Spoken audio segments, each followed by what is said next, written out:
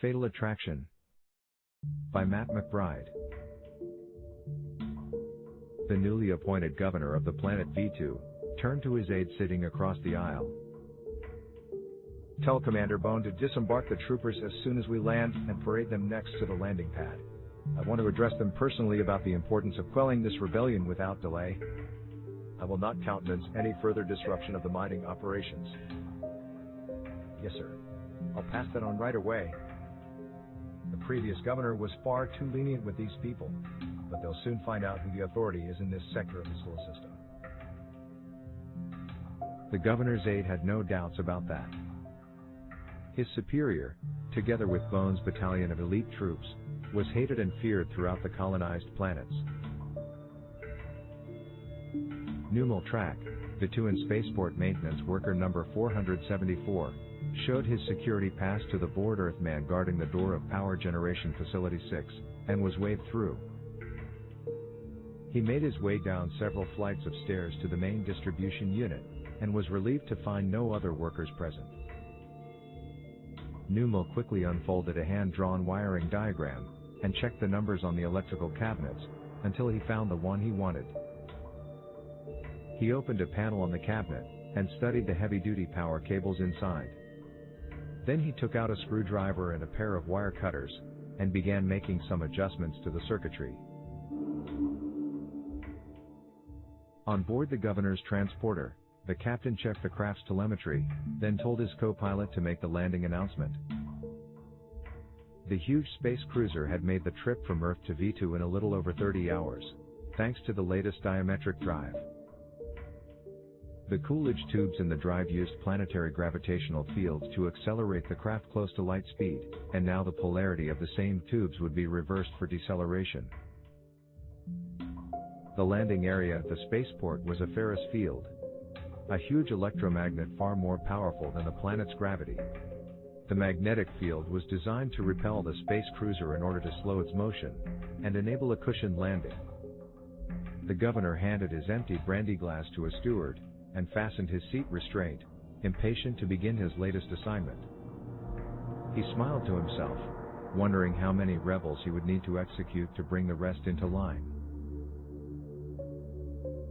The co-pilot stared at the emerald green jewel of the planet rapidly expanding to fill the cockpit view screens. This was his first trip to V2, and it was extraordinarily beautiful. Hidden behind the sun, and discovered only 50 years previously, this was the counter-Earth, the fabled Goldilocks planet. Earth's twin was a pristine paradise, unpolluted by industry and disease, until the armies of Earth had invaded, and subjugated the indigenous population.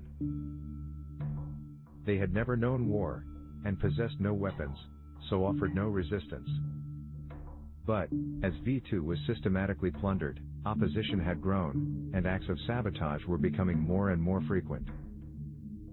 Speed reducing linearly, the co-pilot confirmed. Touchdown in 4 minutes. Numal Track checked his alterations against the diagram in his hand. Satisfied, he glanced at the time display on his wristband. If their informant in the spaceport control tower was correct, the craft should be entering V2's atmosphere about now. He waited another minute, then closed a circuit breaker and waited, offering a silent prayer to his gods that he wouldn't be discovered before he completed the mission. On the transporter, the captain announced they would land in 3 minutes and advised everyone to fully tighten their seatbelts. He warned that the craft could experience sudden changes in G-force, as their descent speed fluctuated.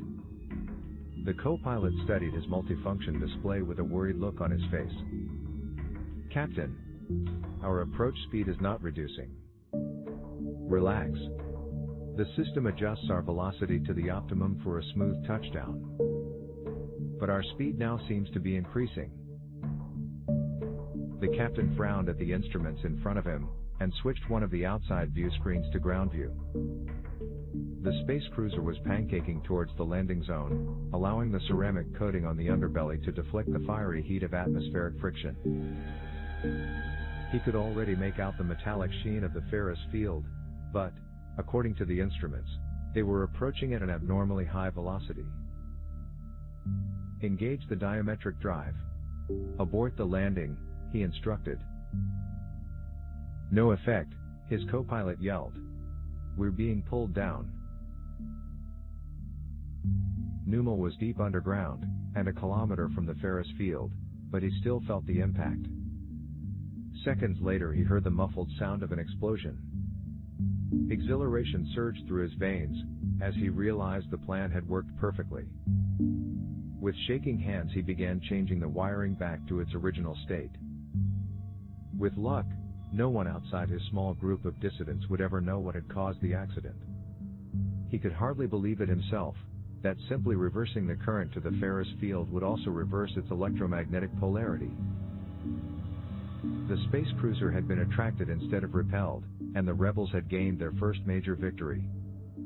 It would take months to repair the Ferris field, and conventional spacecraft took several weeks to reach V2 from Earth. The uprising to reclaim their planet from the oppressors had finally begun.